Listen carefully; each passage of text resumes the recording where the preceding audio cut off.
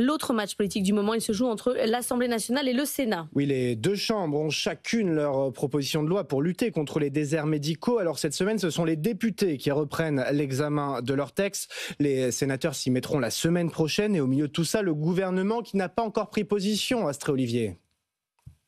D'un côté, la loi transpartisane du député PS Guillaume Garot qui oblige l'installation des jeunes médecins dans les déserts médicaux. De l'autre, celle des sénateurs moins contraignante qui propose que les médecins exercent ponctuellement en zone sous tension. L'Assemblée nationale a déjà voté à l'unanimité un premier article du projet de loi du socialiste contre l'avis du ministre de la Santé. Un mois plus tard, ils y reviennent, mais depuis, des milliers de médecins sont en colère et enchaînent grèves, pétitions et manifestations. Plus modéré, le texte qui sera examiné au Sénat fait davantage consensus. Le Premier ministre François Bayrou s'est même appuyé dessus pour lancer son pacte qui propose aux médecins seulement 2 jours d'exercice mensuel dans les zones sous tension.